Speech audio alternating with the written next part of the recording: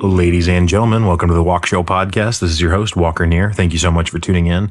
Today, we're joined by Brigette Williams, who happens to be the fiance of Misha, the producer of the Walkshow.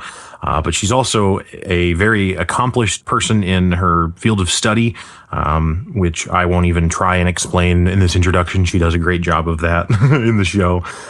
But yeah, we talk about her PhD that she's working on. We talk about her involvement with dogs. She does some really cool dog training type of stuff and just have a really fun conversation. I think you guys will really enjoy it. As always, today's show is produced and the music by Misha Zarens. Thanks again for listening.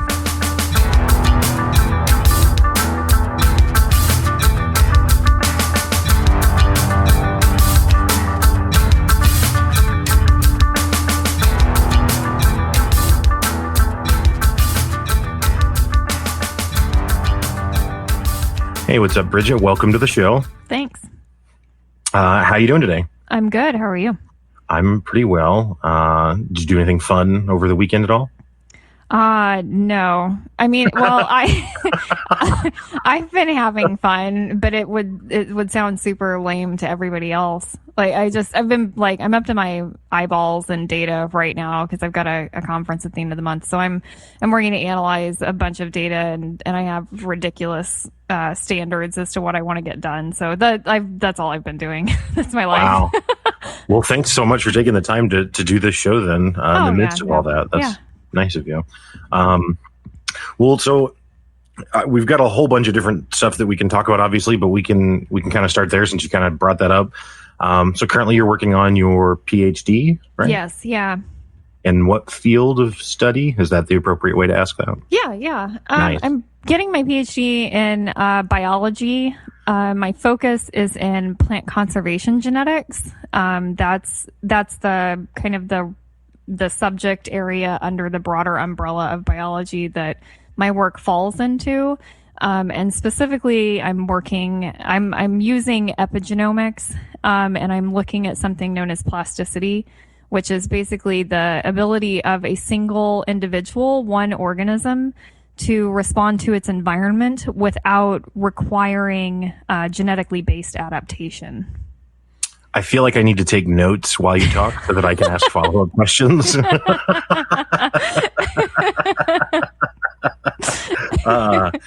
We're going to rewind it just slightly.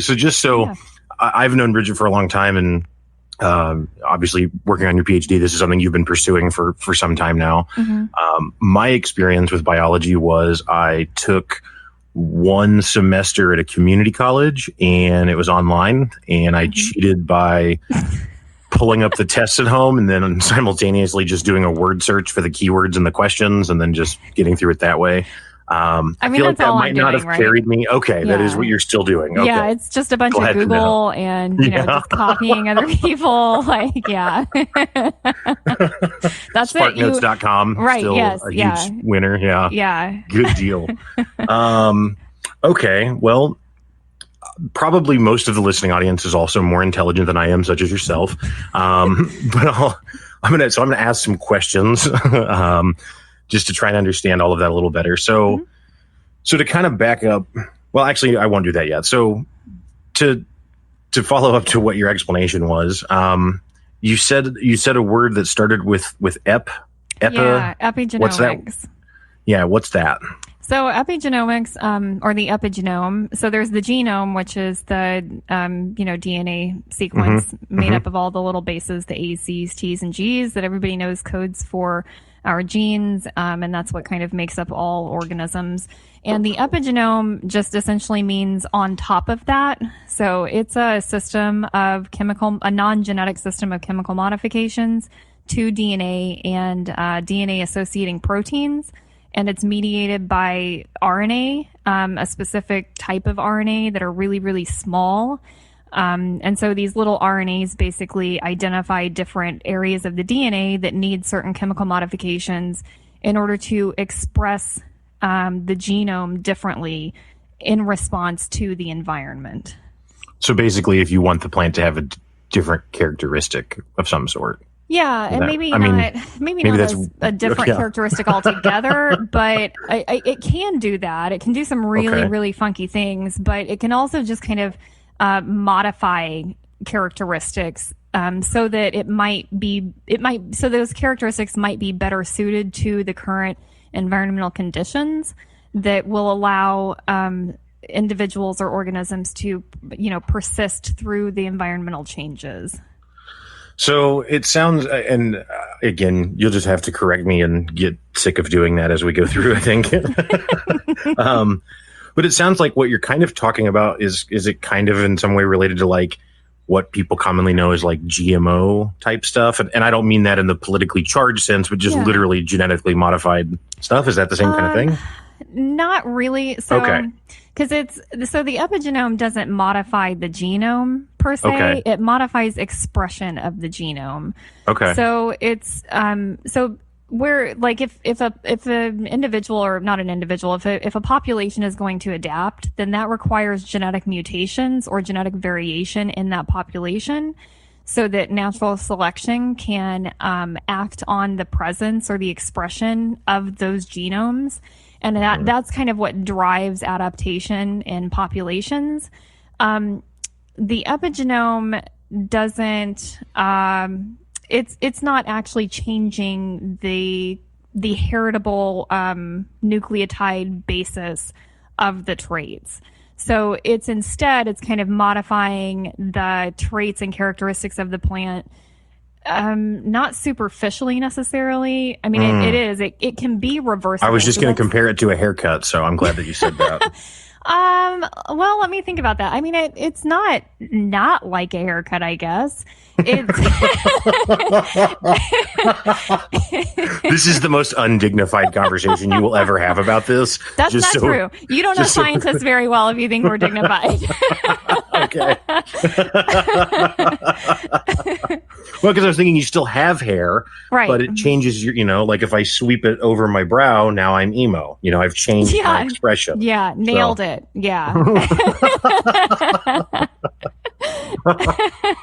So let me give you an example. So one of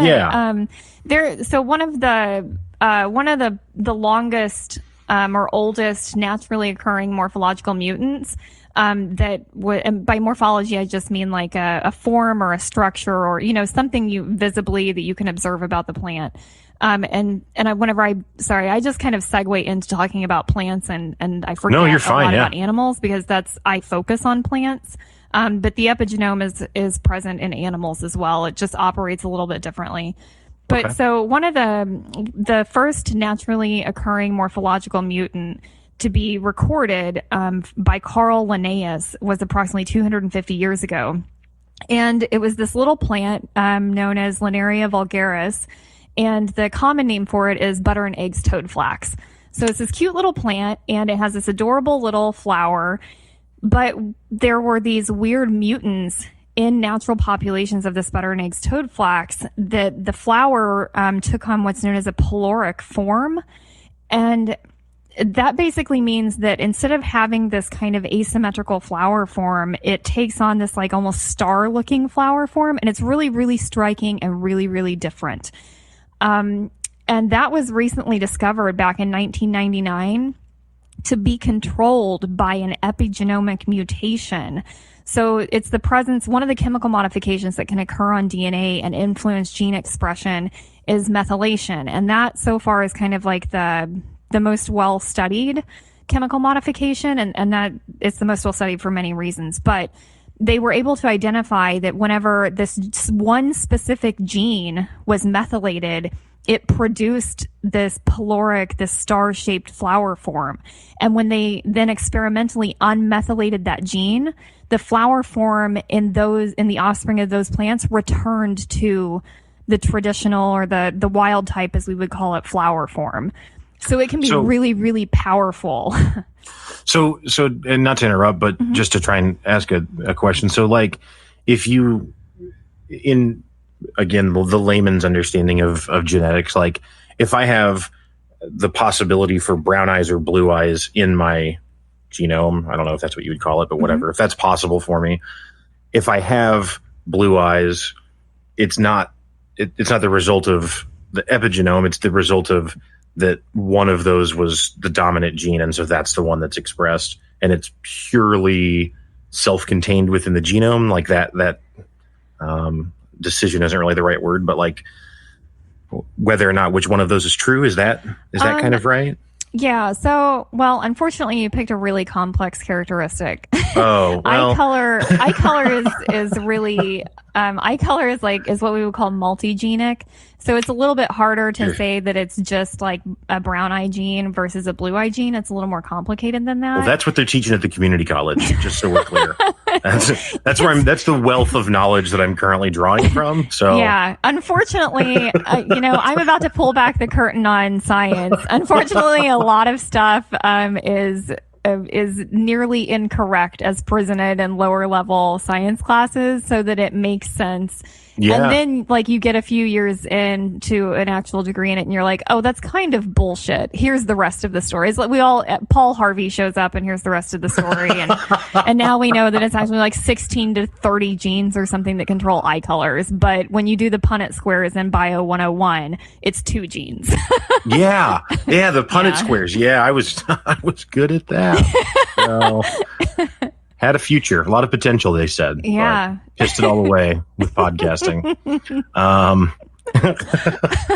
Okay, well, I'm sorry I keep trying to make these connections then that aren't really working, so it's just confusing it further. But. Oh no, I feel like it's my fault. I should do a better job of explaining. But this is good for me, because that's a huge part of being a scientist, is having to explain these complex ideas to the general public, to people who this may not be their specialty, but science, it affects everyone. And these are incredibly important and relevant things for people to know about. And so that's something that I do, is I go and talk to like native plant societies, and different garden clubs and, naturalist groups and things like that, and try to explain to them what I'm doing, which can be very, kind of academic and in some ways intimidating.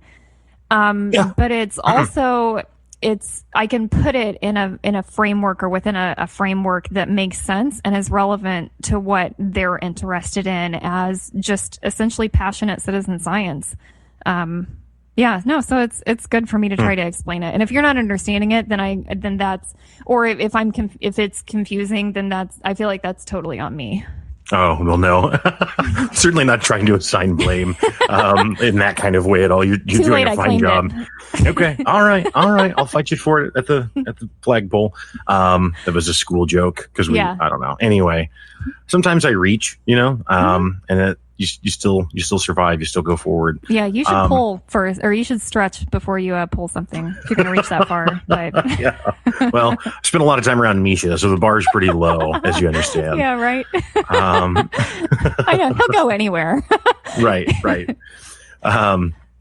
Okay, well, so I guess then to try and continue to understand it. Mm-hmm. So you're talking about that there's like there's like the genome, and then there's the epigenome, mm-hmm. and then that influences the genome, but doesn't necessarily modify it in and of itself. It modifies how it expresses, how the expression. So it doesn't change the DNA sequence. So the DNA sequence, like in the flower example I used, the butter and eggs toadflax, that gene is identical in both the peloric flower form and the wild type flower form. So the DNA sequence of that gene does not change. The only thing that changes is the presence of methylation on specific nucleotides in the sequence. So it's a really, really powerful system, because especially whenever you think about flower form in plants, I mean, that can have direct consequences for natural selection, and adaptation, and leading to different, changing the trajectory of evolution of a population, because flowers and their forms are often what's responsible for attracting pollinators. And you're talking directly about the reproductive tissue of the organism.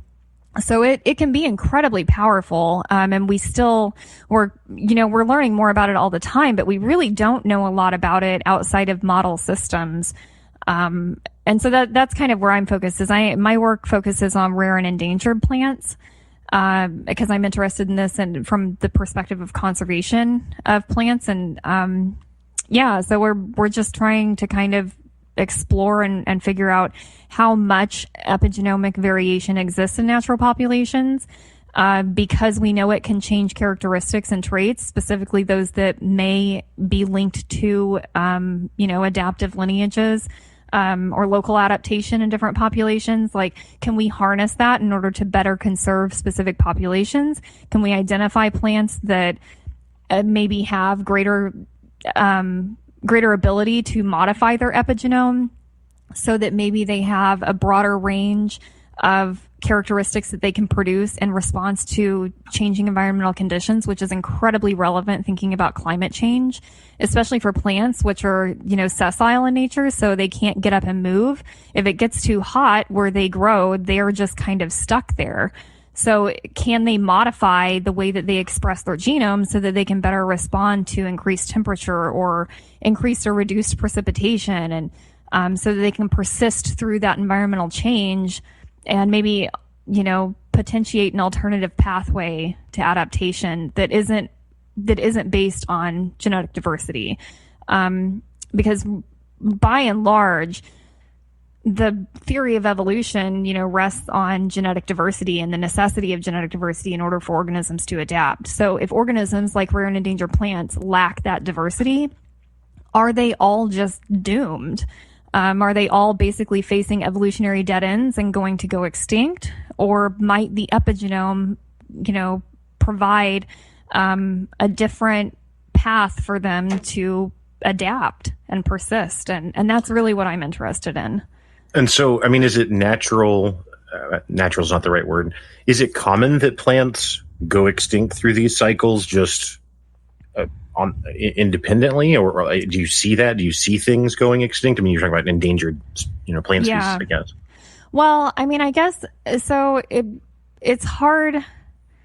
It's hard to say from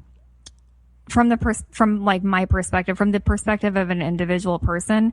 It's hard to say that I can see things going extinct. And one reason is that it's really, really, really difficult to catalog all of the diversity that exists in nature. So, there's something called the IUCN Red List, and that lists rare, threatened, and endangered plants worldwide and animals. And so that's a list that a lot of people focus on and will contribute information to if they're working on one of those systems that are thought to be threatened or endangered. And you also work with state level or federal level governments in different countries around the world that keep track of the rare and endangered populations of plants. And so, things fall through the cracks, and sometimes, we'll say that something's gone extinct, and then it's so random, 20 years later, another sighting of it pops up in a different location, not far from where it was known to be. So it's a little difficult, I think, especially with plants in some ways, to be able to say definitively that something is in fact extinct, versus animals. If you don't see a dodo on Madagascar for 60 or 70 years, then the dodo is gone. I think right. That's what, animals are, in some ways, not all, but in some ways animals are a little bit easier to record observance data like that than plants. Well, and so, and to some extent, isn't it the case that we find, I guess, animal fossils are kind of a way that people discover that, oh, hey, this thing used to be around because we don't see it now, but here's its corpse. So clearly it must have been here at some point. Yeah. And I guguess it's probably a lot more rare that you get that with, a tulip doesn't leave a corpse necessarily, right? Well, no, they do. I don't know about the tulip specifically, but especially, especially with what am I trying to, I'm thinking of swamp beds and things like that. There are actually some areas that are really, really rich in fossil records of plants. And actually, that's something that's super cool with plants is fossil records of plants have also, there's another subfield known as physiognomy, which is essentially where, based on fossil records of plants, those records help to reconstruct paleoclimate scenarios, because we know that different forms of plants things like leaf shape, venation patterning, stem size, stuff like that, different forms of plants will better survive and exist in specific kinds of climates.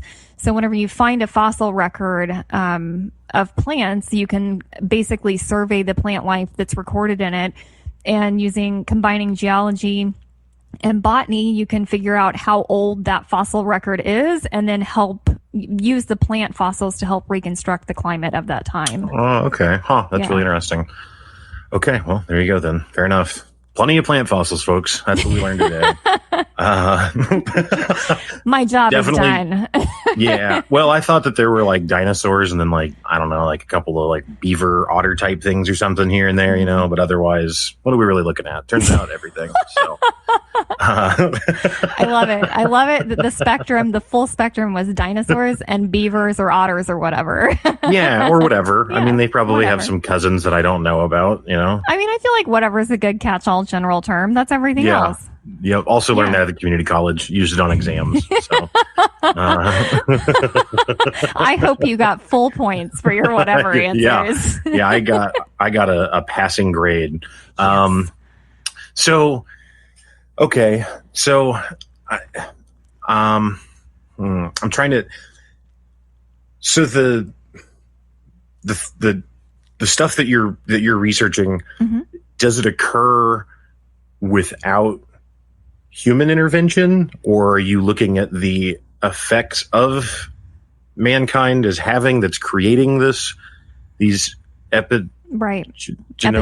These epigenetic phenomenon. Yeah, that's right. Epigenetic phenomenon. Bam. Yeah. Boom. Mic drop. Right. Yeah. Not really, actually. I'm using one of Misha's mics. This is expensive. He'd be upset if I dropped it. Yeah. Well, yeah. So, it's influenced by, at this point, we think a lot. And I hate that I can't really get more specific than that, but it's a combination of things, and trying to kind of tease out what influences these epigenomic modifications and what doesn't. And part of what is difficult about it is that some of these modifications, and the placement of them can be transgenerationally stable, which is essentially all I'm saying is it can go from parent to offspring or parent to child, just like your standard genes can. And so some of these modifications are incredibly stable between generations.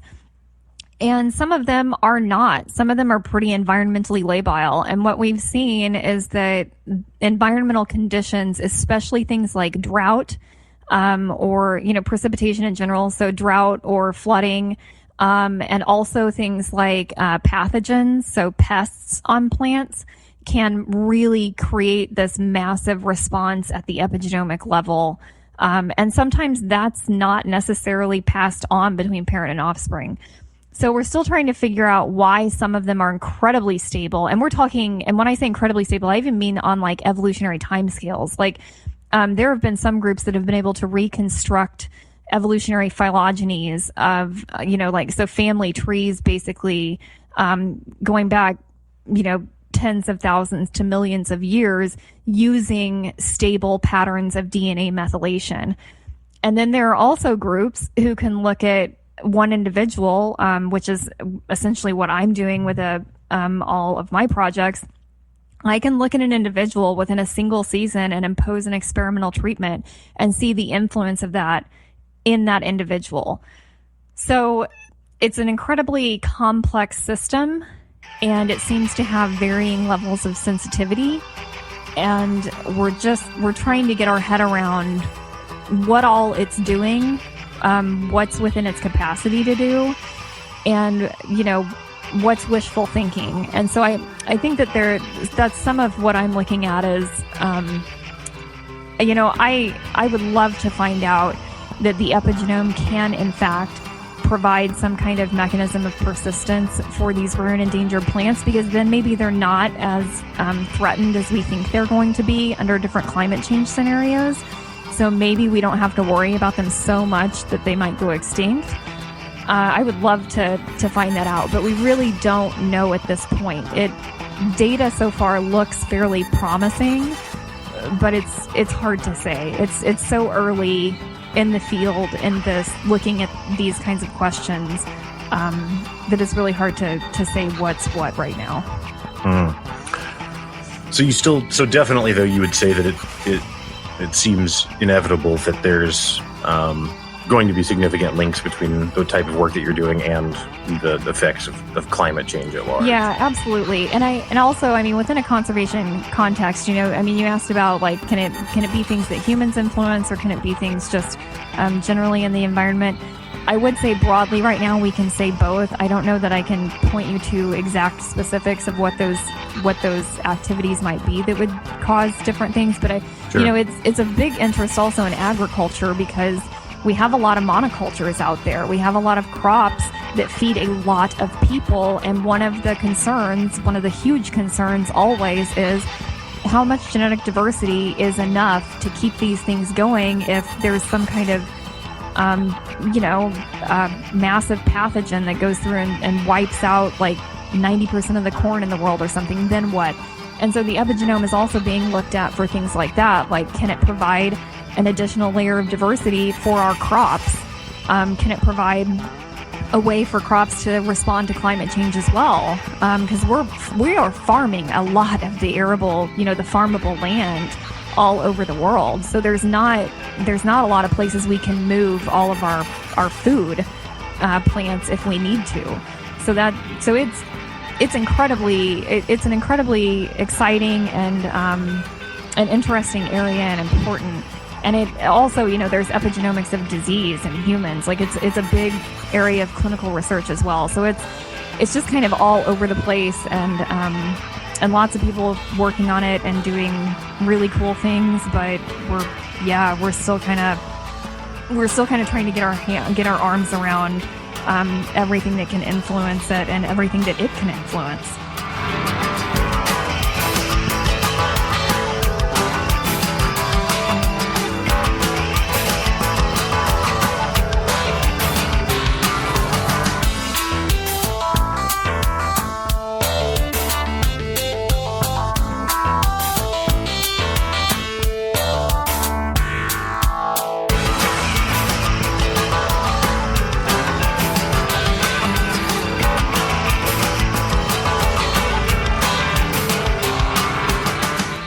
So I kind of want to ask you about the just the academic process to some extent. I mean, obviously, the PhD very far along in that track, if you will, and obviously you have a very significant, sophisticated understanding of these things, but it didn't start there. No. So was when you were in high school, was this type of stuff something you were in? And I obviously not.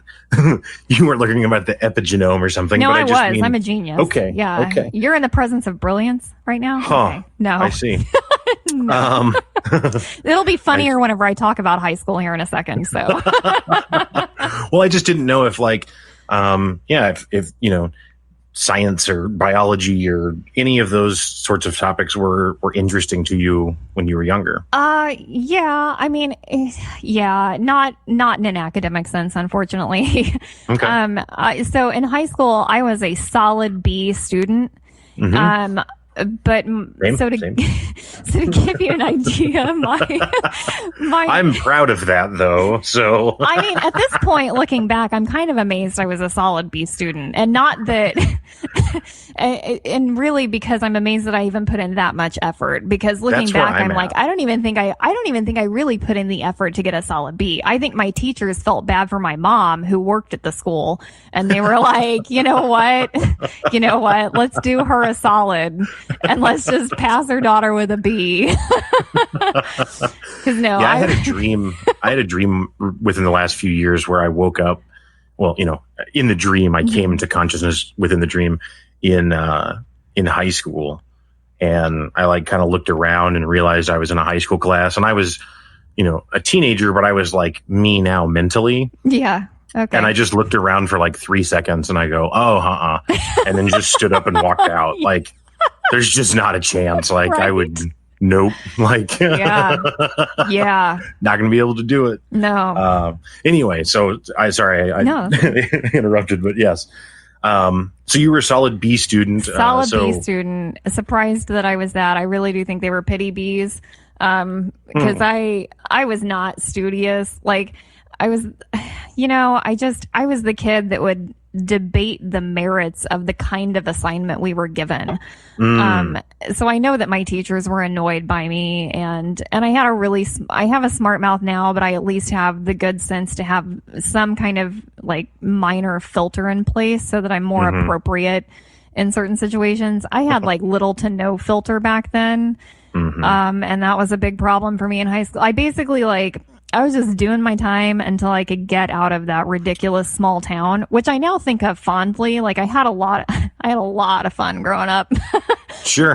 Yeah. But no, it was not filled with like scientific curiosity and the wonders of the universe. What's funny is I think about it and it's like, it's not that I wasn't interested in that stuff. It's just that I was interested in it when I could talk to my older brother about it, who was a fantastically curious person and well-read. And, I was interested in it. Like I loved to go hiking and camping and floating, but you put me in a classroom and I just wanted to rubber band a plastic bag around my head. I just couldn't be, provoked to care about anything except when I could, be done with it all.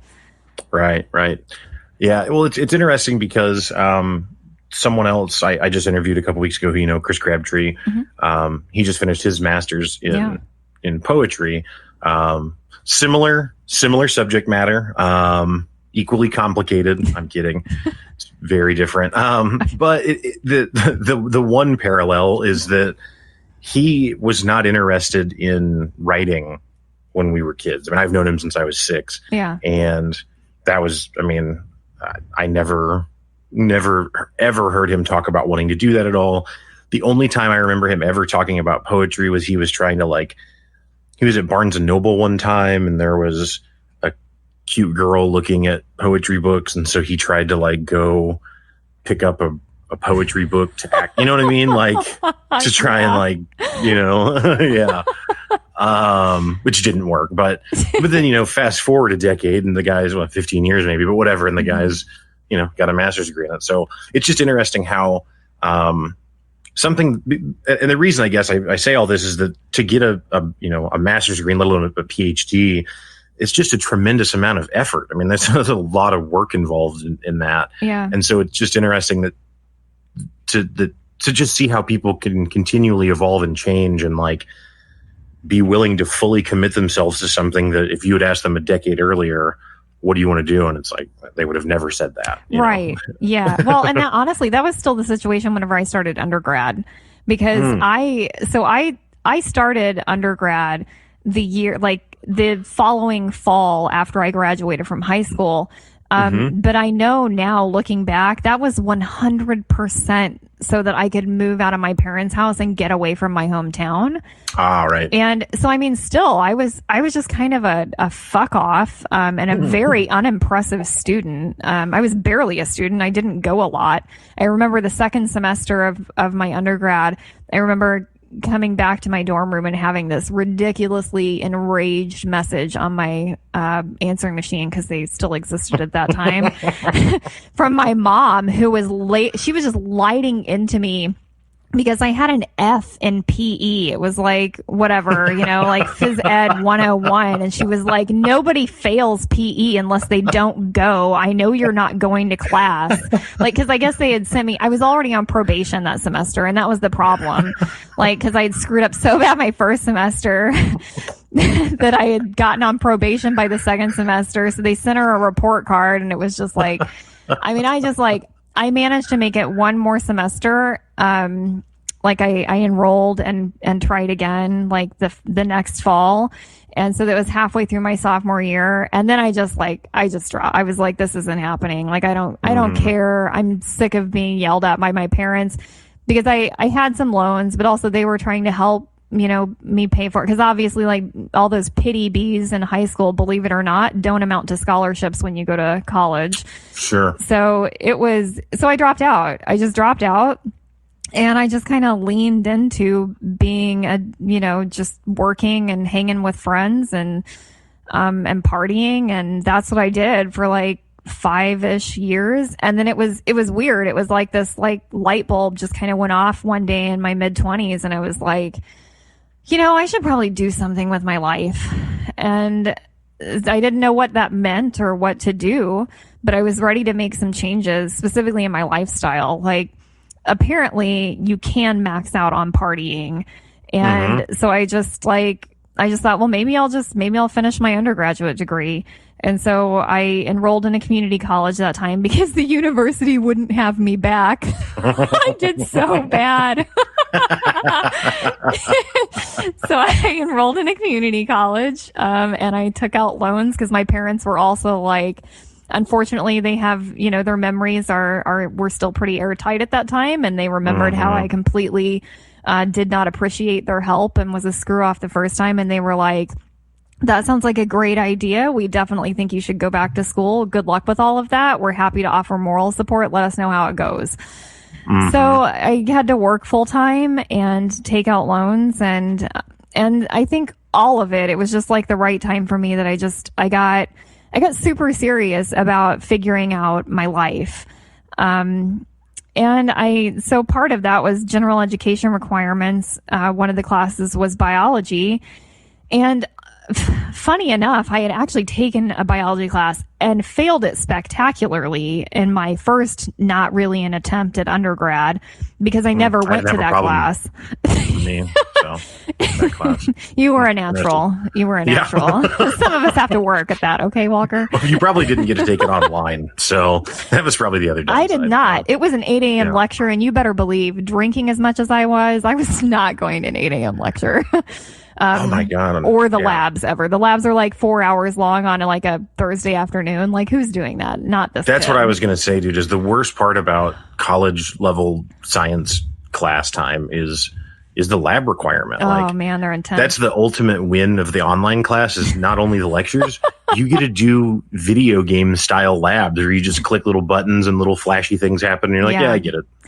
Well, if you would have seen me play video games, or if Misha was here and would have heard you say that, you would have both been like, oh no, she was better off physically being there. I'm not a strong video game player. I really have a lot of fun. Sure. I get super into it, but I suck.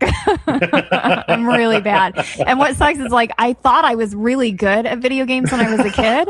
And so I told Misha, I was like, oh, I love Donkey Kong Country. It's the best. So we found a copy of Donkey Kong Country for my Super NES. Yes, I have a Super NES. Hey, that's awesome. And we decided to play 2-player, and I was nice. I let him go first, and he played for like 20 or 30 minutes, and then he died. And then it was my turn, and I played for like 20 seconds and died. And he looked at me and he was like, if I didn't know you, I would think you had never even seen a video game before in your life. But I was like, that's, yeah. So no, video game labs would not have worked for me. I would have been worse off, believe it or not. They're easier than Donkey Kong Country, just for the record, but okay. That's fair. Donkey Kong Country is actually somewhat demanding. Oh, it's the story where you play Destroy All Humans is a better, which we don't have to go through, but that's a better. I tried that one too. And my method for that was basically like the little laser gun or whatever it is that you have. Like, I am really, really bad with the whatever that joystick thing. The dual sticks. There you go. I'm really, really, really bad with that, apparently. And so my method of just trying to survive that game was to basically stand in one location and just like push as far right as I could and just mow everything down that tried to come at me, which you don't make any progress when you do that, but you do in fact survive. Sure. Well, that's good. Yeah. It reminds me, having never done something before, I don't know if I've ever told you this story, but when I was like, 12, I used to go to the Christian middle school. And so on Wednesdays, on Wednesday evening, there was like a confirmation class because you have to get confirmed in the Lutheran church, kind of similar to like Catholic church. Right. So anyway, on Wednesdays, I would get out of school and go to this other kid's house. His mom would come pick us up and we would go to his house and hang out. And then she would take us to the confirmation classes and then I would go home after all that was done. So I go over to this kid's house, and his mom is like the sweetest lady ever. Like, always made snacks for us, always had juice, like just a really warm, nice lady who would never be mean to anyone ever. Mm-hmm. And they had a piano, and I said, "Oh, my dad has a piano in his basement, actually." And they said, "Oh, do you play it?" And I said, "Yeah, I could play you like Mary Had a Little Lamb or something." And they were like, "Oh, well, please do." And so I sat down and just on the highest note possible, so the key all the way to the farthest left, I just pressed that vaguely to the rhythm of Mary Had a Little Lamb and sang along with it. And then at the very end, I was like, "Whose fleece was white as," and then I hit the lowest key, like the key all the way to the right. And I was like, "Snow." Oh my God. And then just sat there. And she just stared at me and she goes, that was very nice. Thank you. And I go, "I'm totally kidding. I don't actually know how to play. That was just all a joke." And she was like, oh, thank heaven. I didn't know what to do. I didn't know how to not make a face. That was okay. I'm really glad you told me that. Oh my God. That's awesome. Yeah. I just invite humiliation into my life. So, I think you should have just went with it. I think you should have offered to play another song and done the exact same thing. I would accept that. That's why I described it, how nice she was. Like, I felt really guilty after doing it because she was too nice to tell me, like, "Get the F out of here." You know what I mean? Like, she had to still, say something nice. And it's like, oh God, you shouldn't have had to do that. Like, right. That's anyway, completely off track. So well, we were talking about you going to undergrad. Yeah. Well, and actually, so the Mary Had a Little Lamb song, that actually jogged my memory. Speaking of undergrad. Nice. Yeah, I took piano lessons when I was a kid, and, I wasn't even studious with that. So you can imagine how terrible I played. And it only lasted for about 1.5 years before my mom was like, "Screw this. She's not getting better. She doesn't practice, done." And, but two of the songs, the only two songs that, I retained any kind of muscle memory for how to play was Mary Had a Little Lamb and, Jesus Loves Me. And so I remember one night. Classics. Yeah, right? Crowd pleasers. And so I remember my friend Kim, who was actually happened to be my RA during my first stint in undergrad, we had gone out and gotten completely hammered, and we came back to our dorm, which was Hammond's house, now it's MSU, SMS at the time, that campus, and it had a baby grand in the foyer of that. And we came back in the middle of the night just completely hammered, and I played Jesus Loves Me for like 10 or 15 minutes as like other drunks were straggling it. It was a good time. It was a fine the time. Freebird version of Jesus Loves Me. I don't think it's usually 15 minutes long, but no. Yeah, I was jam banding it. That's a cover. Yeah, the fish version. Yes, exactly. Gotcha. Yeah. So obviously I met you when you met Misha. So had you started going to school before you met Misha, or was it around the same time? Yeah, okay. I actually, so I met Misha the September after I had graduated from my undergrad. So whenever I decided to go back to school, I went to community college. I got all of my gen eds there. And I did so well at that point that I was able to then be accepted into a university. And actually because I did so well in the community college classes, I had a 4.0 whenever I was transferring to Drury University. Oh, wow. Yeah. And so Drury was great. They're a private school, so they're a little more expensive, but they do a really, really good job of making sure that kids who display some kind of scholastic achievement or, some kind of studiousness actually have money available to go to school. And so Drury did a fantastic job of making sure that they made as many scholarships available to me as possible so I could go and I could reduce or limit the amount of loans that I had to take out in order to go. So I finished up at Drury with a double major in biology and psychology, and I met Misha in the following fall right after I graduated. Okay. And then so it was a couple of years before I started my master's, and he actually Misha played a large part. I should give him more credit than even saying he played a large part. He's essentially like the reason I even ended up in graduate school, because I didn't come from a family of people who went to college, and I didn't come from an area, like I grew up in a really rural area, and so nobody, like I didn't even know what graduate school was. My biology teacher actually had a PhD, and he was from the Ozarks, and so that's why he came back, just because of his love of the area, and he taught high school. And I would have been extremely fortunate to have taken biology classes under him in high school, but I was kind of just an idiot high schooler, and I didn't pay much attention in his classes either. So that was great.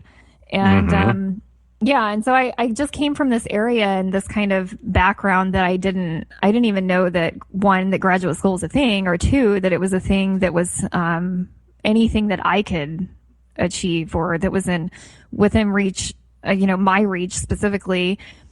And so I thought I would get my bachelor's, and then I would go to work for like the Department of Conservation or Natural Resources or something like that, which is what I wanted to do. And I found out pretty rapidly that with a bachelor's in general biology and no research experience in undergrad, I was qualified to do a lot of nothing. I basically was qualified to do like temporary positions, or part-time work. And because I had to work full time to put myself through the rest of my undergrad, I was essentially like a normal adult at that point. Like I had rent, I had a car payment, I had insurance, I had to buy my groceries and pay utilities. And so I couldn't do temporary or part-time or pro bono work. And even with a degree, then if I would have pursued those jobs, I was going to be competing against undergrads who were doing it in the summer on their break so that they could get experience. Unfortunately, I loved my experience at Drury, but nobody there told me I needed research experience. So that was disappointing. And I was thinking, so I spent a year and a half, 2 years after undergrad before my master's trying to figure out what I was going to do about that, because I was working as a secretary and I loved the company that I worked for. It was a small company and it was great people, but that's not what I wanted to do. And I just kept thinking, if I put in all this effort finally to get a degree in something that I'm really interested in, and it would be a shame to not spend my life like 40 hours a week being able to work in that field or in that area, And so I talked to Misha about it a lot, and he comes from a family, of, people with PhDs. Both of his parents have PhDs. I think his sister has a master's. Like, they were kind of an academic family. And so I don't even think it occurred to him that anybody would think that that graduate school wouldn't be something that they could do. And so he kept telling me, he was like, I think you should consider graduate school. If you want to work in the field and you find out that you can't with a bachelor's, then that's kind of a logical next step. And I just kept thinking, so I kind of looked at it and I thought, I can't, oh my God. I mean, I can't afford graduate school tuition. Like, that's insane. And a lot of the programs I was looking at were saying that you can't even work outside of school while you do it. And it's like, so I'd have to take out, like, I didn't know anything about how it works. So I thought, I'll have to take out loans to live on. I'll have to take out loans to pay for school. Like, this is crazy. I can't go, hundreds of thousands of dollars in debt to get this master's degree just so that I can maybe get a job paying $45 a year working in a field. Like, it all seemed very kind of, for lack of a better way of saying it, like white people problems. Like it was just crazy. It was like, but I've already got a job that pays my bills, and no, I'm not working in a field I want to, but I'm not hundreds of thousands of dollars in debt just to, fulfill this desire I have to work in a specific field. And we kept talking about it.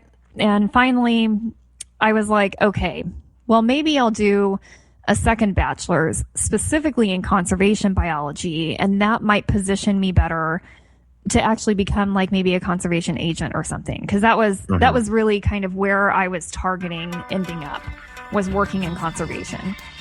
And so I thought, all right, so I made an appointment with I forget what the position was. It was somebody in administration at the Dar School of Agriculture at Missouri State University, because conservation is under agriculture at that university.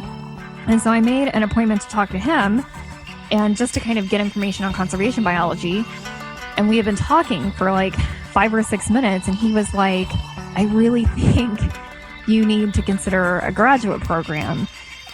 He said, I want you to meet with Dr. Elliott, Dr. Anson Elliott. He was the department head of the School of Agriculture. And he said, I really think he's also going to want you to be in a graduate program. I think, don't spend the time on a second bachelor's. Like, you would be able to handle this, and I think you'd be a good fit. And so he took me in and introduced me to Dr. Elliott. And I was still kind of resistant. I was like, I just don't know about this. But Dr. Elliott cleared up some things for me about the finances. He's like, oh no, you get something called an assistantship, and that's where the university essentially pays you a wage so that you can do your research, and we'll give you, it'll cover your tuition. We'll waive your tuition as a graduate student because you're doing research for the university. So being a graduate student in STEM is kind of like being a research employee for the university, but you take classes and you earn a degree at the end of it. And so that made me feel better, but I still had this big hang up that I had spent most of my life screwing off and not being good academically. And so I was really kind of nervous about signing on for that. And then not only would I maybe let myself down, but then I've got this university and these people who have backed me and said, oh, you can do this. And what if I screw up and, and it just falls apart, and then I'm back to square one. I've got to go out and get a job that I don't really want, and I don't have the degree. And so I still spent some time, like about 6 months, kind of kicking it around. And Dr. Elliott was awesome. He worked pretty hard to recruit me. He gave me his cell number and told me to call him whenever I had questions, because he was that committed to getting me into the program. Wow. So and I honestly, I made the appointment to go talk about a second bachelor's, and I told Misha, I'll ask about grad school, whatever. And I basically told him that so that he would leave me alone about graduate school, so I could go back home and be like, yeah, it's not going to work. See, they told me. He's very annoying, so I understand what you mean.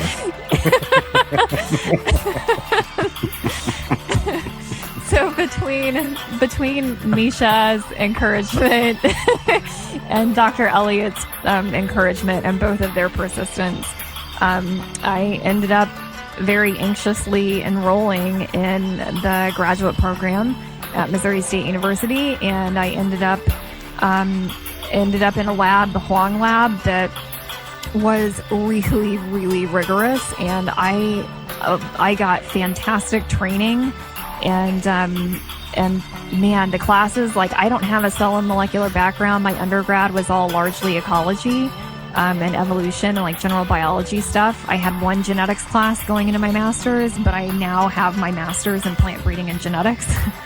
And my master's thesis project was in quantitative genetics of leaf shape. And so I feel like my master's really, it took this kind of amorphous biology lover, and it gave me direction and kind of shaped me into a scientist. And so that was kind of that was the real kick in the pants, was once I did it. It was nothing to 90 miles an hour.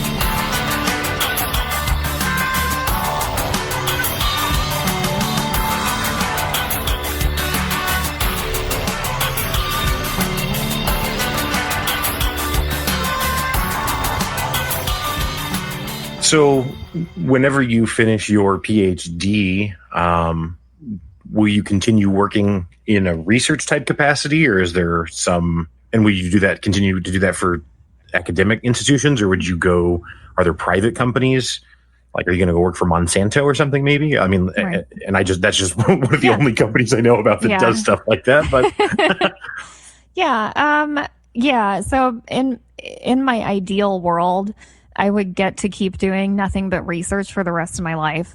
I love research. And that was something that, because I didn't have any experiences in undergrad, I didn't even know. And so when I started the master's, I thought, oh, well, I'll do this so I can get a better job. I'll get a job then somewhere in the field. And I didn't really care what that was. And it was just a couple of months into actually doing research in my master's that I was like, hold on a tick. I love this. And it's just ramped up from there. And so that, in an ideal world, yes, I would keep doing research for the rest of my life. I don't care where or who I do it for. I just want to be able to ask the questions that I find interesting and find the answers. I think in real terms, the really real world, I would love to land a job like what one of my advisors has, which is essentially it's at a nonprofit institution. And your job is just full research, but you have basically like special status with area universities that allows you to take on and advise students. So you've got like essentially a lab that operates like it's academic, but you get to do it without the academic responsibilities of a professor. So like she doesn't have to teach classes each semester. She doesn't have to mentor undergrads. She does, but that's something that she chooses to do. And it's through a separate program, but she still gets all of the benefit of being able to produce PhD students and develop projects like that and pursue those things. So that would be my ideal. I think second to that would be an academic institution where the split is at worst pretty 50-50 between the duties of a professor, like teaching classes and stuff like that, and research. I think if the split starts to favor teaching more than research, then I would have to really kind of reassess what it is I was going to do, because I really enjoy talking about biology, but I don't enjoy just regurgitating like the standard line, like all of the basic like introduction to biology stuff. Like I would never want to adjunct and just teach like tons of intro to bio labs and stuff. Like I don't want to do that. The adjunct professor role is like I don't know if it's the worst job in America. I'm sure it's not, but it is. It is up there, and people wouldn't think it because it's like you're teaching college classes, and it's like, yeah, for pennies, and you do so much work. It's soul and crushing. It's so competitive. Yeah. And at the end of it, if you're going to actually land a gig somewhere, you're probably going to have to move across the country. Yeah. I mean, because you just kind of have to take a spot where it's open. It's kind of it's funny because they're so entirely separate, but like people who become like pastors or preachers find themselves in a similar boat where it's like, they call it answering the call, but it's like they just kind of have to go where there's a need, because it's not like there's a turnover every 2 years of right. the people in those roles. So well, and it's and also with the adjunct thing, it gets really, really tricky to manage that in any way that could be perceived as one's own favor if you do it for very long. Because in STEM, when you adjunct, you're not producing research, because if you don't have a lab, then you can't get funding. And if you don't have funding, you can't do research. And if you don't do research, you're not publishing. And publications are the currency of academia, especially in STEM. So if you adjunct for a year or two, that's a year or two, unless you worked really, really, really hard in graduate school and then in your postdoc, and you've got like a backlog of papers that you can try to push out and get published. If you don't have that, then you don't publish for a year or two. And now you're trying to compete against people who may have a solid publication record and they want the same job as you. So it's really slippery in STEM, because you can easily find yourself in a place where, unfortunately, if you adjunct, then no matter how badly you don't want to keep doing that, you kind of adjunct your way out of ever getting a permanent PI position. Have you ever heard of a guy named Adam Grant? I don't think so. Is that name familiar to you?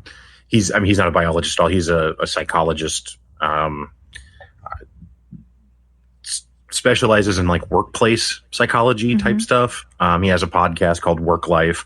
That's actually really good. I highly recommend anyone check it out. It's got some interesting concepts, and it's really just kind of like taking common workplace interactions and how to look at those differently to, negotiate them better or whatever you want to call it. But he was talking about how exactly what you just were, where even though he has the podcast or whatever, he still works in I don't know if he works for a university. I think he must, because he talks about having students.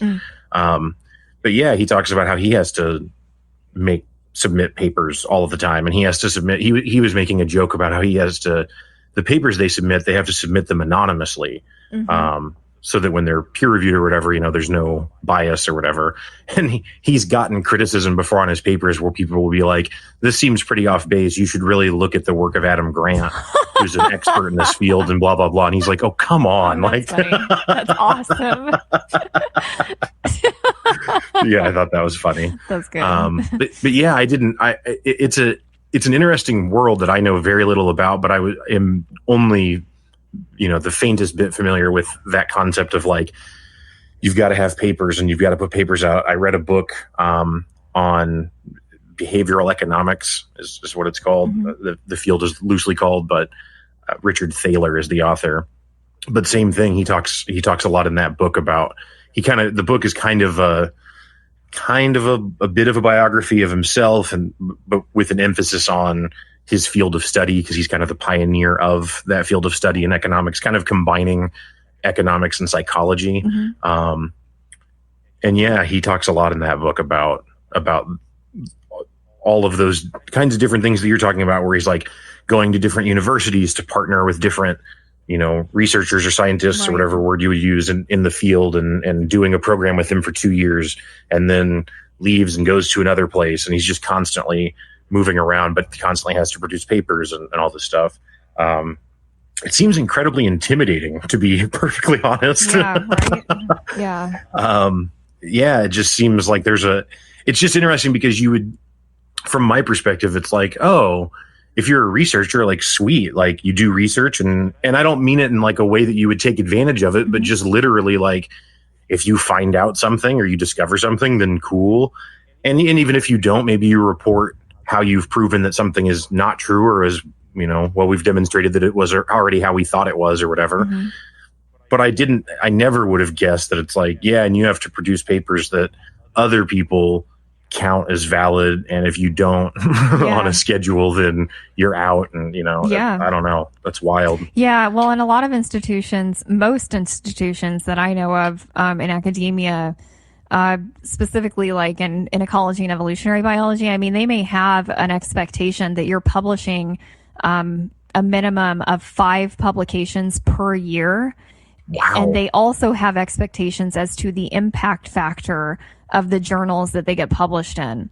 So you can't just submit them to any old journal. They have to be journals that amount to something regarding their impact factor, which is basically, it's just this measure to quantitate or quantify like the validity of that journal based on like number of citations and number of people that access it, and like all these. So there are all these different metrics that are used to try to basically size up whether or not you're doing not just enough research, but important enough research in order to achieve those academic positions and then keep them. Like, your tenure is based on that. Every promotion in academia is based on publications in STEM.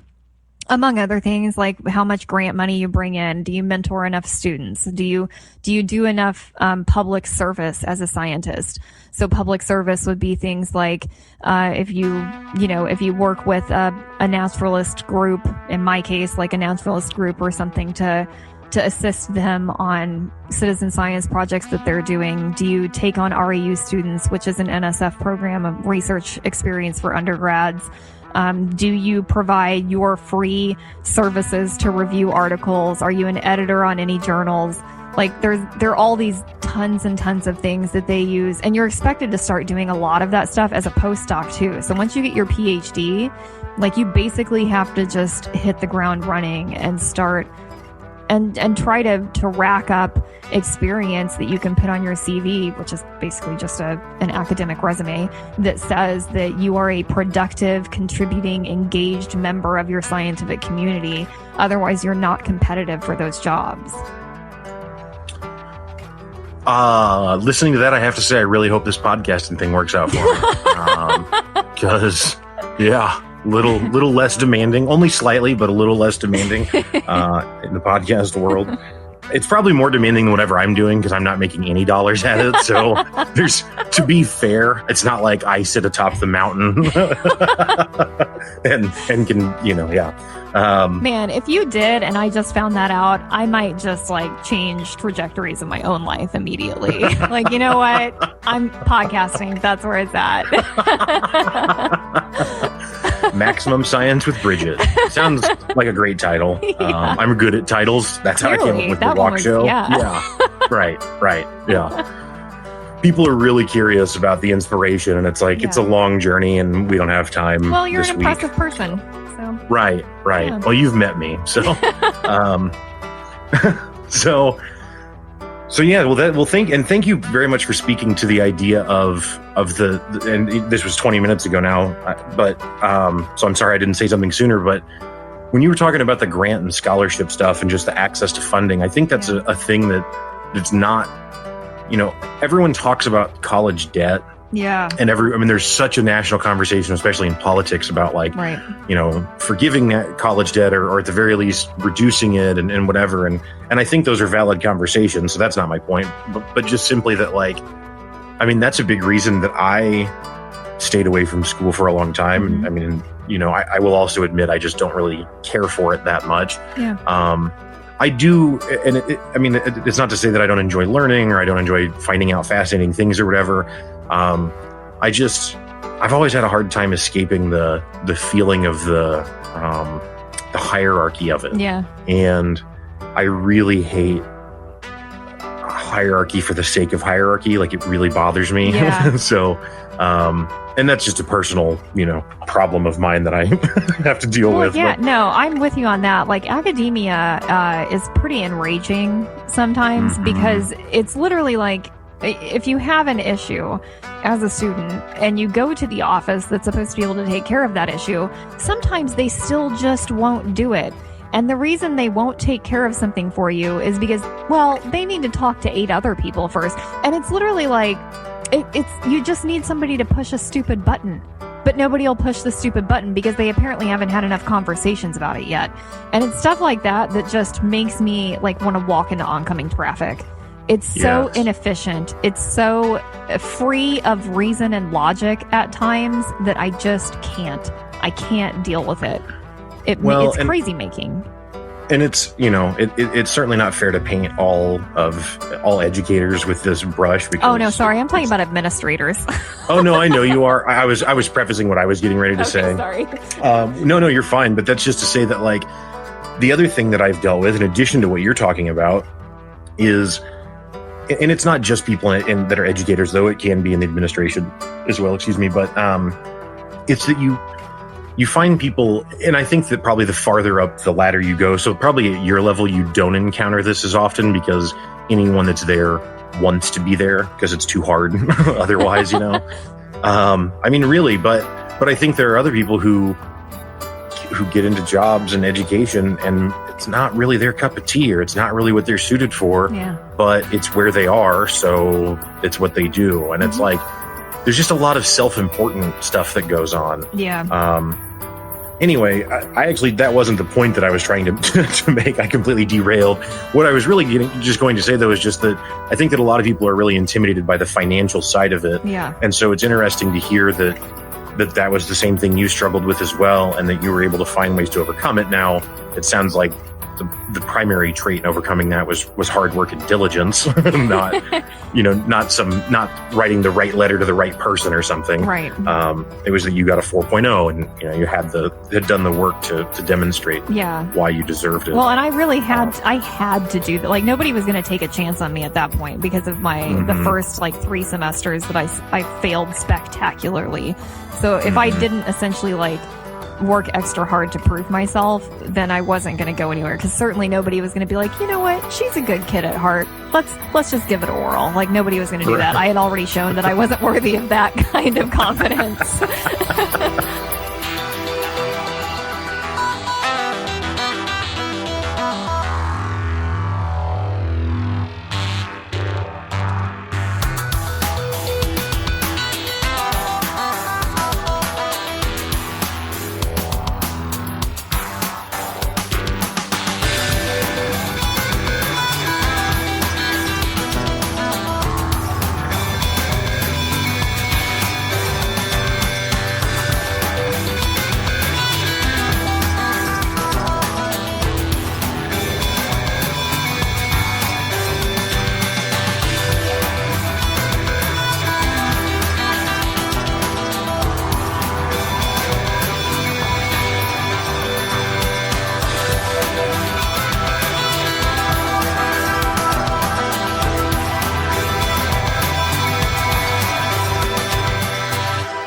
Something that is obviously another passion of yours is your dogs, and I guess Dog Now with Dempsey, and doing like the agility training type of stuff.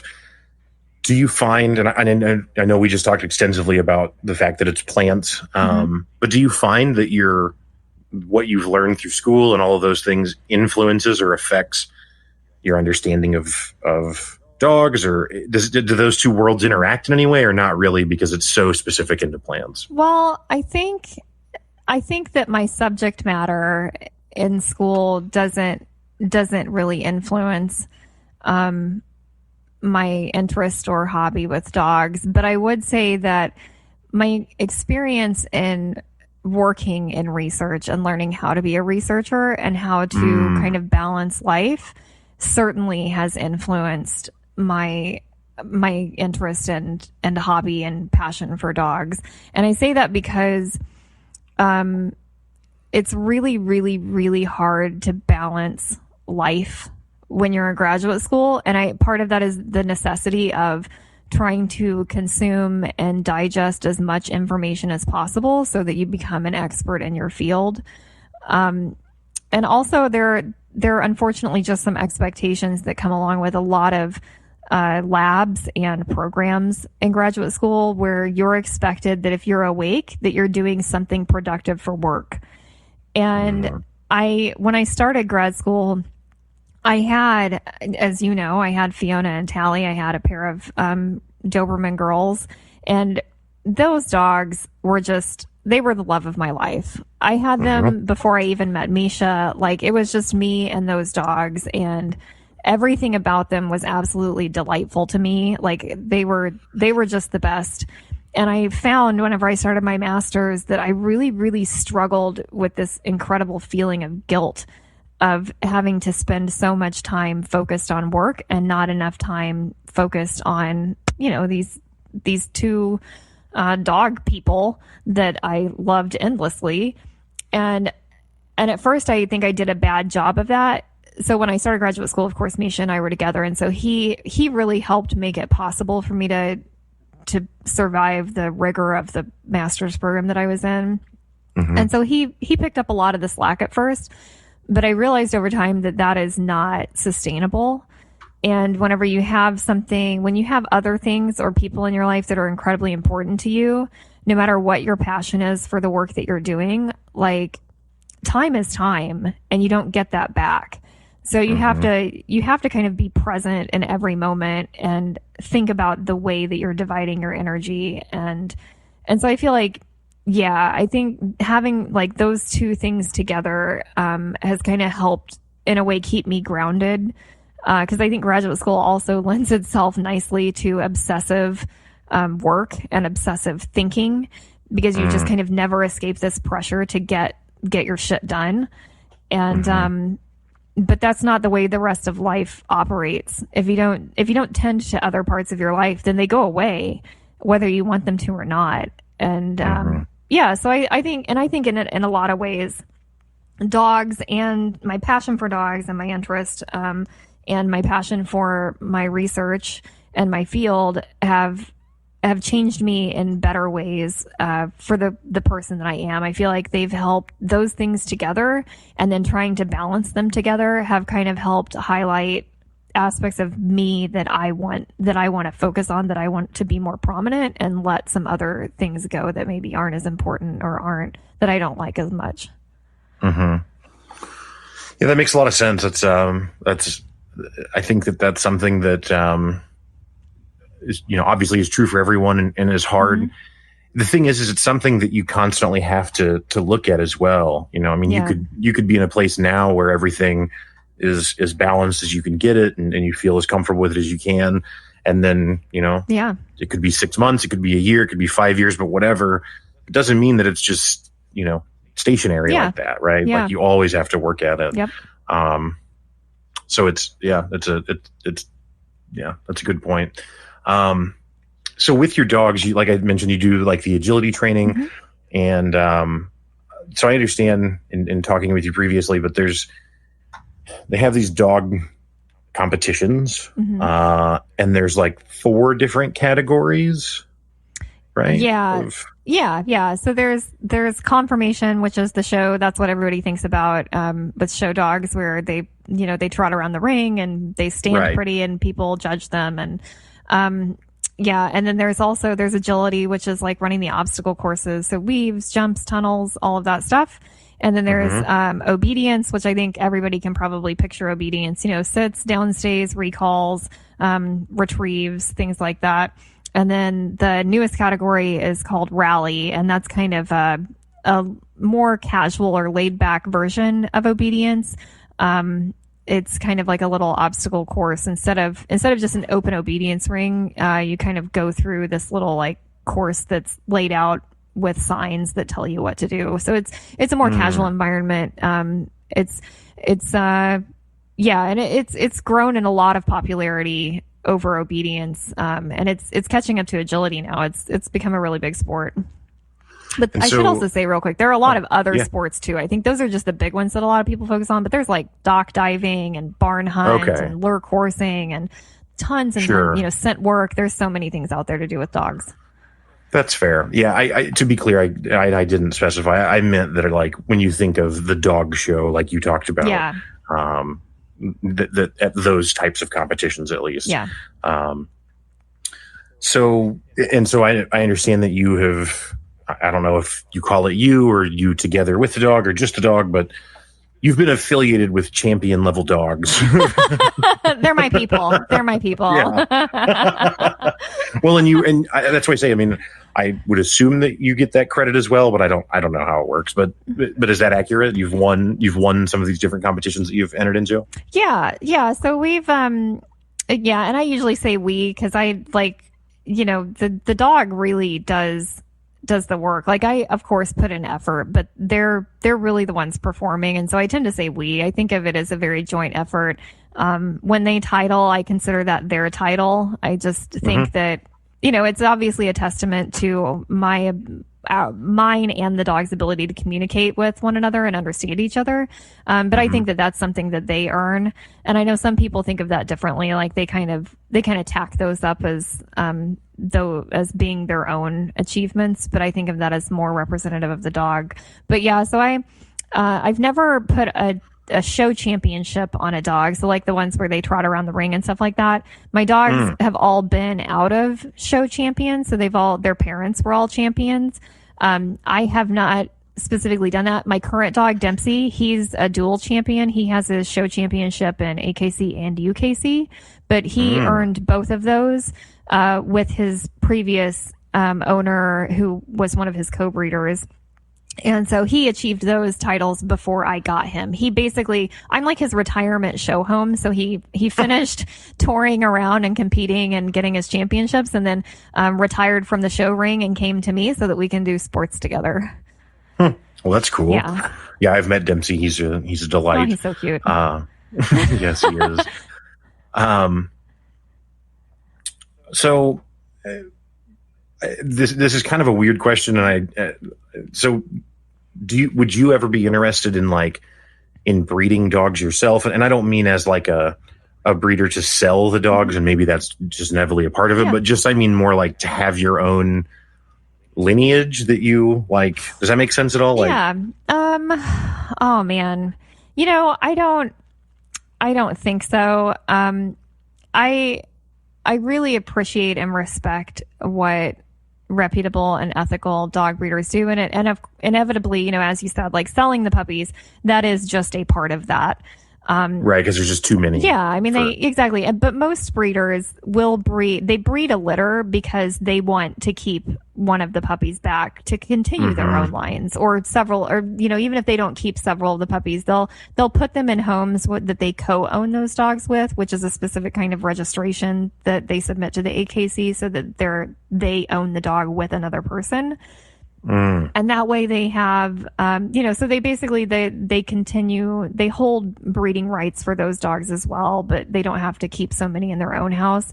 And so I would be open to maybe that kind of arrangement where I co-own with somebody who is breeding their own lines, but I am just specifically not interested in,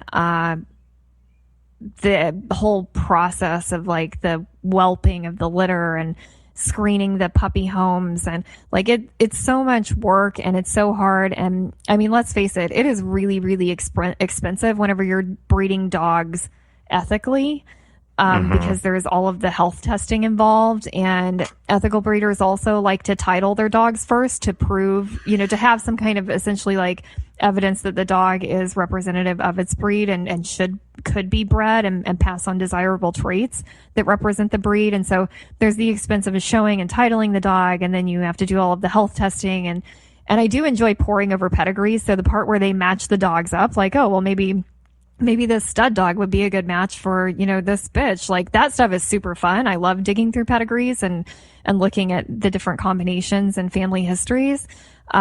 But basically everything else that comes with it is just so incredibly, it's just an intensive process. It's financially consuming and emotionally consuming and time consuming. And like, we're getting, a Doberman puppy on August 3rd. She'll be 12 weeks old that week. So we're going down to Houston, Texas to pick her up. And, I mean, the litter is a litter of 9. So the breeder right now works a full-time job, and takes care of her adult dogs and takes care of a litter of 9 Doberman puppies. And they're all like they're going to be 10 weeks old this Wednesday. So if you've never spent any time around a Doberman puppy, they're adorable monsters. They just bite everything in sight, and they're crazy, crazy chaos. And then they just crash super hard and sleep, and then they're back up to being chaos. And like, I can't even imagine. And she's lucky. Like, she works the field that she works in. She's able to work from home. She's some kind of IT executive. And so she's able to at least like work from home and be present with the puppies. But I mean, for a normal person, like, I don't even know how I would do that. Like, right. Because that's not, you can't just crate like 9 Doberman puppies under, 3 months old and just be like, all right, kids, I'll see you in 8 hours while mom brings home the bacon. Like, the puppies don't work that way. Right. Right. So no, I don't think I would be interested in me specifically breeding. I'm happy to support good breeders. I know a lot of really good breeders, and I respect and admire what they do. And I love being able to, own their dogs, but I don't think so. And I have a friend who, she has Chihuahuas, and she shows her Chihuahuas, and she thought, okay, well, this is great. She loves the breed. She decided she wanted to breed her own, and Chihuahuas usually have pretty small litters because the girls are so small. That's just the nature of that breed of dogs. And so you might expect like 3 puppies in a litter of Chihuahuas. And, but also because they're so small, there can be complications. And so basically this is a long-winded story to say that my friend ended up spending, multiple times over more money to breed a litter of what turned out to be 1 puppy, that she kept, instead of just going to another breeder who does all of the same, health testing and titling and, and just buying one of their puppies. So she basically bred like the most expensive dog she's ever going to own. She bred herself. Wow. Yeah. That's wild. So it's a labor of love. And I think, and there are different kinds of breeders, and people, I think, a lot of times get confused between like puppy millers and good breeders and what we call sometimes backyard breeders. But the people that I know and the way that I myself would do it if I were going to breed a litter, I just think that's a whole giant nope. Right. Sorry, that's like the longest answer to get to know. No, that was a really good answer. No, you're fine. It was interesting. Well, and what it made me think of is that, and this isn't really specific to breeding, but just puppies in general. It's funny because, so as you know, I'm an avid dog person, but don't own a dog. And people are constantly on me about like, why don't you have a dog? You should have a dog. It's crazy you don't have a dog. And it's, whether it's the, I don't know, nicest answer or not, I don't know. But the truth is that I just recognize that taking care of a dog, especially a puppy, is a pretty significant time investment. Yeah. And it's a lot of work and a lot of commitment. And it's like, and not that there's not tremendous reward on the other side of that, but I don't know. It's not something that I feel like I'm interested in committing to. And I would rather know that now and not proceed than get a dog and then be trying to figure out how to, rehome it or whatever. And so, yeah, I don't know. But I work with people. I work with some people who have new babies, right? Okay. And then I work with some people who have new puppies, and the stories that they tell are identical. I mean, I literally have worked with people who have new, young puppies or whatever. And they're like, oh, I was up at 3 a.m., no sleep for 5 months. And it's like, you have dogs. Like, right. But they, and of course, they're not doing it in a professional way or something. They're just, right. It's a part of their family or whatever. Yeah. So it probably could be better, but yeah, it was funny because I'd never really they drop them off at daycare. Yeah. Like they literally do all of the same shit that people with real children do. Yeah. Well, the reason I was interested in that was I didn't figure that you wanted to run a dog breeding business as much as I wondered how, again, trying to weave the threads together of like, does your research in genetics and your huge emphasis on that, even though it's on plants, does that then maybe, because I know you have a very academic understanding of dogs. Like you've worked really hard to have a really deep and knowledge base about dogs as well. So I didn't know if that was something that maybe had been on the mind. That makes sense.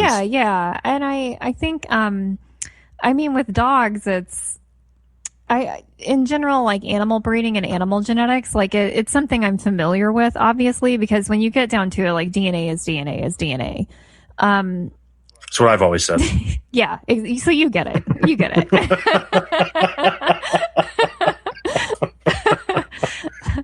But I don't know. And I do have fanciful ideas of maybe someday in old age that I will have my own small private little greenhouse on my property. And I would love to, do plant breeding just for funsies on my own and do different crosses. But I don't know. I've never really had the same interest in doing with animals. And I think a large part of it is it's a similar thing as to what you say with, why you don't own a dog. You love dogs, but you don't own a dog. And for me, if I were going to breed a litter of puppies, then I would be the kind of breeder that is responsible for those puppies for the life of the dog. And so it would be a matter of like, if for any reason somebody could not or would not keep a dog, then I would want that dog to be able to come back to me for rehoming instead of being dumped in a shelter or sold on Craigslist or given away for free to who knows, you know what I'm saying? Because and to me, that's just to make sure that dog has a safety net, because if I brought them into the world and for some reason they don't, they're losing their home, then they should always have they just shouldn't. Would never want to contribute to the problem of overcrowding in shelters. And the sad fact is that whenever people decide that they are done with an animal, a lot of times they don't give themselves, they don't admit it early enough on so that they take an appropriate amount of time to find a home. And that's why dogs end up dumped oftentimes. Whether, unfortunately, in the area I grew up in, a lot of people would just take dogs out and dump them in the middle of nowhere and just assume that they'd wander around and find a new house. And people do that because by the time they decide that they're done with an animal, like, that's it. The dog's got to go. Like, so when Misha and I lived in Springfield, I was involved in Doberman rescue, and there's not an official Doberman rescue in Southwest Missouri, but myself and a few other people who are Doberman lovers and lived in Southwest Missouri, we would network and coordinate with the Doberman rescues in St. Louis and Kansas City, and sometimes also in Iowa and Minnesota and a few other locations. And sometimes you would literally get a phone call from somebody or an email that basically said, hey, I met this person I work with this person who has a Doberman, and they've absolutely had it with this dog, and the dog has to be gone by 7:00 tonight or they're going to kill it. Wow. And it wouldn't be that the dog it's not like the dog had attacked anybody or Right. It's not a threat or something. No, it's that they had it because the dog chewed up another shoe or, pooped in the house again. Like it would be all these things that they just had it. They had been letting annoyance build, and it got to a point where essentially all of a sudden just, out of nowhere, they just pick this random time point that the dog has until, and that's it. And so you get those kinds of calls and emails, and you have to, you got to go. You don't have time to think about tomorrow because that dog only has until 7:00 tonight. Mm-hmm. And so you just get in your car and you go and you pick them up, or and then they come back and they stay with you for however long until you can transport them into a rescue. And so because I've seen firsthand, I've seen that stuff happen. I know that stuff happens. Like, I just could never be responsible for bringing, puppies into the world without knowing that 100% I was always their safety net. That if somebody hit that situation for any reason where they were like, you know what, the dog's got an hour, so it has to find a home. And really, let's think about how ridiculous it is. How does a dog find a new home by 7:00 tonight? Like, the dog never finds a new home. It's a dog. No. It's not like it's making phone calls. Exactly. It's not like, oh shit, I didn't know it was so serious. Let me get on Facebook and post that I need a new home. Like, that doesn't happen.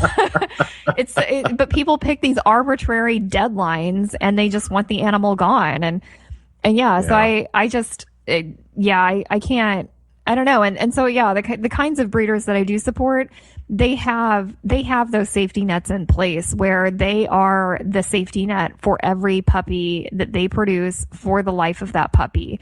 And that's an incredibly admirable expectation. And that's one reason I support good breeders. Because, I know that I could go to a shelter and pick out a dog, and I'm not opposed to that. And I have zero problems with anyone who adopts from shelters.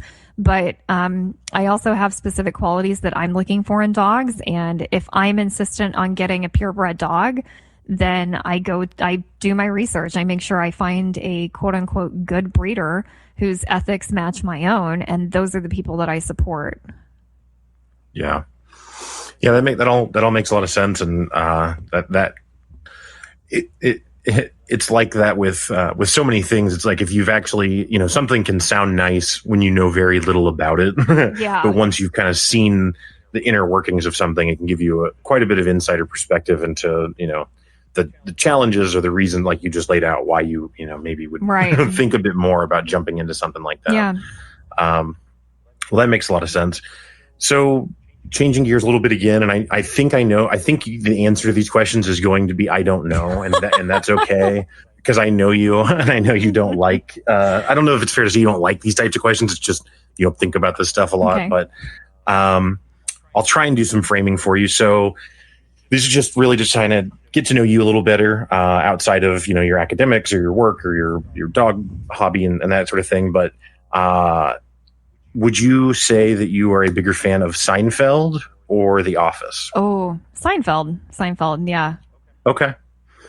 I would tend to agree with that as well. And I would say that Seinfeld is definitely like in my mind, like it's on like my Mount Rushmore, of sitcoms or whatever. But The Office actually has a lot of really, really, really good content.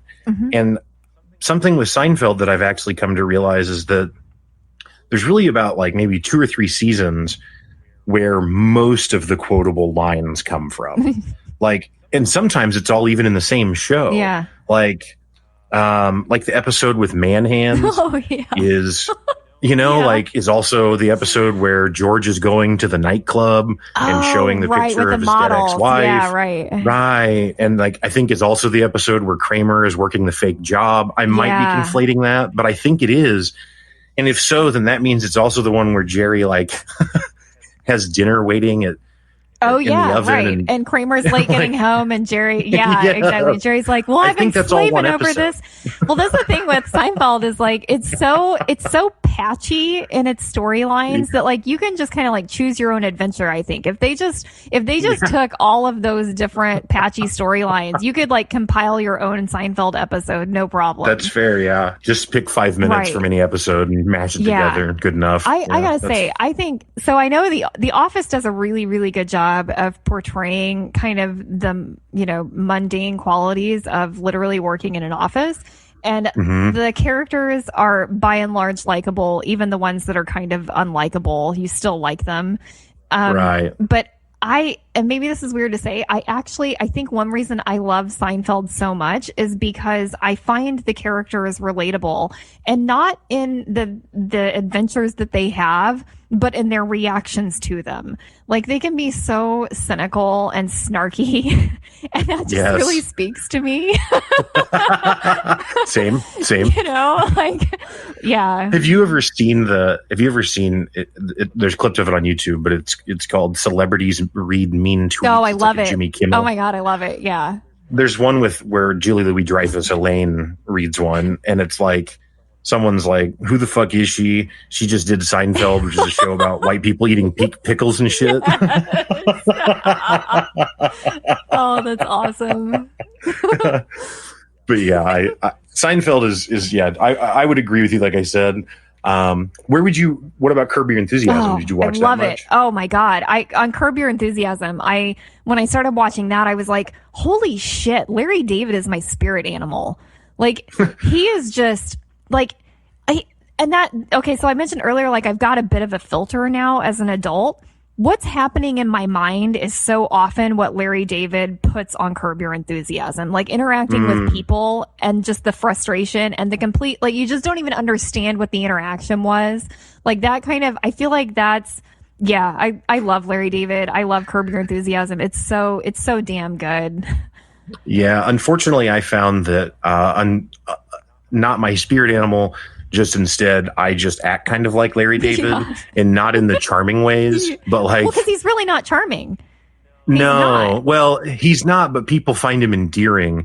But maybe that's just because you're watching it on the show, because people in the show don't find him endearing. No, I think that people find him. If people find him endearing, it's because they think that he's playing a character. I think that's actually Larry David, and that's why he's my spirit animal. Because it's like, I feel you, brother.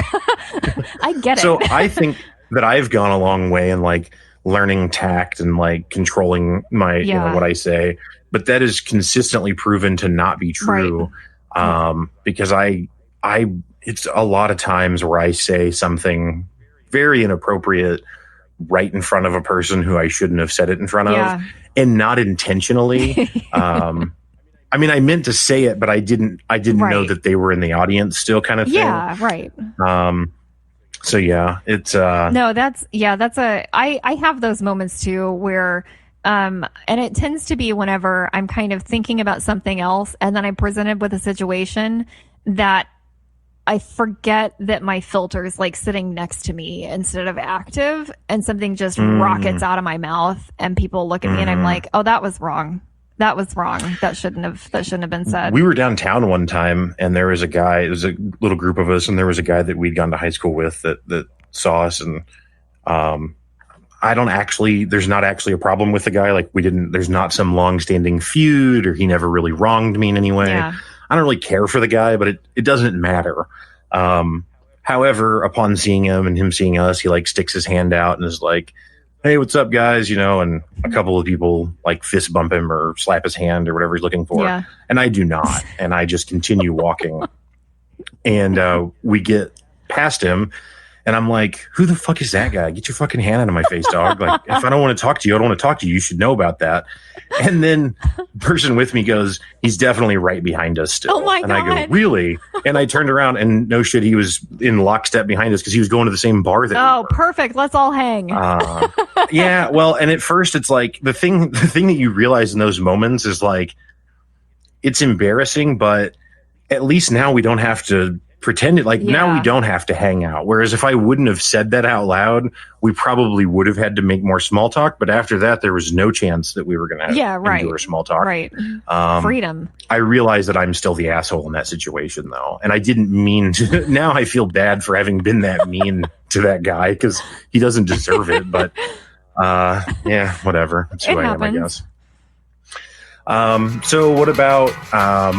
and this doesn't have to just be movies. It could be, I know you and Misha sometimes watch movies, but sometimes do like TV shows. Mm-hmm. What would you say, and it doesn't have to be your favorite because that's a loaded question, but what's a movie or TV show that you really enjoyed that you watched recently? Oh, Dark.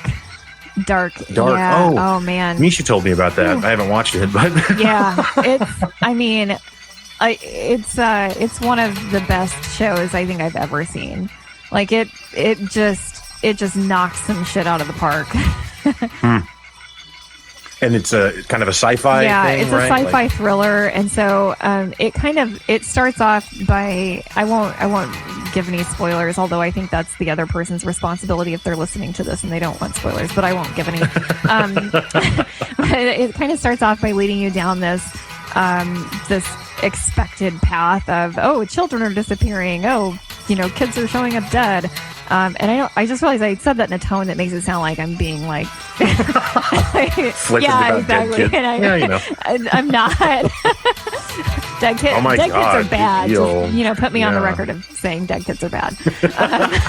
Let's get that out there. We'll use that clip to promote this. Oh, good. So. Great. Yeah. Great. Yeah. So it starts off with that, and you kind of think, it's going to be one of these kind of like thriller type crime shows, basically. And it just takes you on a journey of nope after that. It's not that at all. I mean, yes, okay, some kids have died, but it is not at all what you think. There are time travel elements, and it's so incredibly fantastic. And it's literally, the storyline is so beautifully and intricately woven that there were times where I would pause it and I would want to discuss what we had just seen with Misha to make sure that I had not, perceived something that wasn't there, to make sure that I was tracking, because they don't assume their audience is stupid. Basically, they aren't right or spelling things out for you and holding your hand. Like, they're just putting it in front of you and basically just expecting you to keep up. And it's absolutely amazing. We just finished season 2 of it like a week ago, and I genuinely, the day after we finished it, because we tend to watch it at bedtime, like right before we go to sleep. And so the next morning, like I was, as I was heading home from work, I felt a little sad because there wasn't another episode of Dark to watch that night. I get that. Yeah. I get that. Well, I'll have to check it out. Oh, it's amazing. So the final thing I usually ask you about would be music, and I want to ask you what your favorite musical act is. Instead, I will ask you, since you went with me, well, not just with me, but the group of us, to the Tool concert. Yeah. Did you enjoy the Tool concert? It was great. It's tied for my favorite live performance. Yeah, it was fantastic. Yeah, I was absolutely blown away by it. I've been to 4 shows now, and that was, I would say, the best one I've seen of the 4. It was such a great experience. I don't know. It's literally indescribable, because any attempt to explain it to someone that hasn't been, or that wasn't there or whatever, it's not possible to do it justice, really. Yeah. It just sounds underwhelming for how awesome it truly was. Yeah. Well, it was great because it was funny my first time seeing them. But, I've been listening to Tool since the 90s. So I'm familiar with all of their music, but I had never seen them live. And so that was kind of its own special little treat, to just, to hear all of the music live was just absolutely fantastic. And of course, they put on an amazing show. The visuals, and it's just absolutely stunning. And in general, just the presence of the different members of the band on stage itself is kind of its own interesting. They have this layered effect, as though as the show progresses, things sort of come into focus, and so you see these different layers. And so the whole thing was just it was just a beautiful show, and amazing, excellent, legendary music, and it was great. Yeah. One of the buddies that went with us, he's gone to a lot of festivals, but he had never really been to a concert in an arena like that. And when we first got there, he was kind of skeptical. And then after, I don't know, maybe 2 songs or so, he was like, okay, I get it. I told you it was crazy, but I told you I couldn't really explain it to you either. So yeah. Well, thank you so much for taking the time, especially in the midst of your busy work schedule, to join the show today and talk to us. Explain your degree and your academic process, the hobby with the dogs and all that. All really interesting stuff. And I've had an absolute blast talking with you. Did you have anything else that you wanted to talk about or to cover or anything? I'd like to get into God. No, I'm kidding. Okay. Well, fair enough. Well, again, thank you so much for joining, Brigette. It's been a real pleasure. Thanks, everyone, for listening. Have a good one. Yeah, thanks.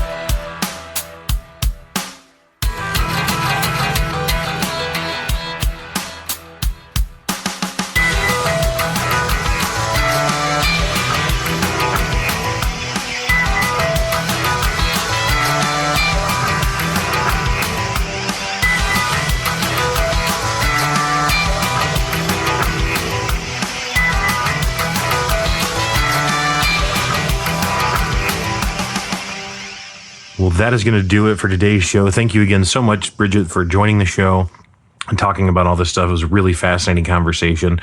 As always, you guys are welcome to email me any questions or thoughts you might have at walker@thewalkshowpodcast.com. You can follow us on Facebook at The Walk Show, Twitter at The Walk Show Pod, Instagram, The Walk Show Podcast. Always check out the website, thewalkshowpodcast.com. Thanks again for listening. Have a good one.